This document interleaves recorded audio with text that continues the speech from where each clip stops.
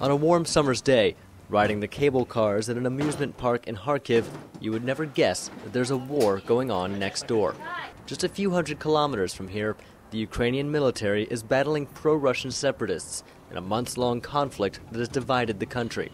While Kharkiv has remained relatively peaceful despite the conflict in neighboring Donetsk, the economy here has taken a hit because of tensions with Russia. So business owners are looking for opportunities elsewhere. Industries in places like Kharkiv were built around serving the needs of the former Soviet Union.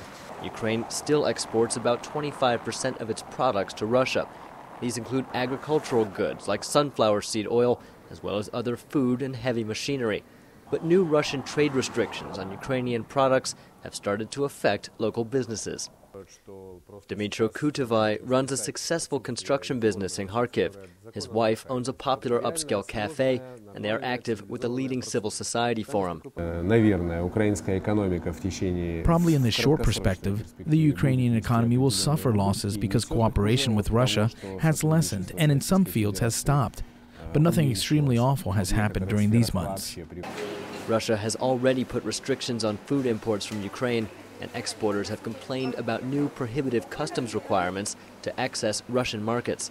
Kutovai says increased pressure from Moscow has encouraged businesses in Kharkiv to start looking increasingly inward to Ukraine for opportunities. No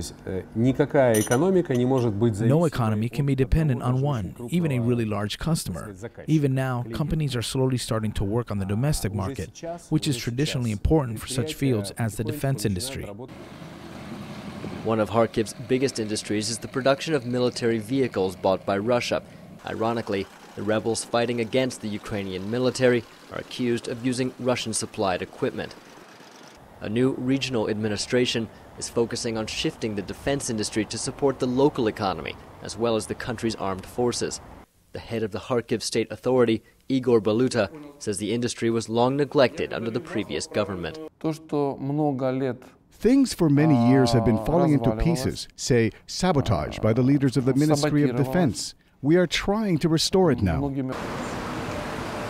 The new government of President Petro Poroshenko has agreed to trade deals with the European Union to encourage more economic cooperation with the West. But Russia remains the economic powerhouse in the region, its greatest leverage stemming largely from the supply of natural gas.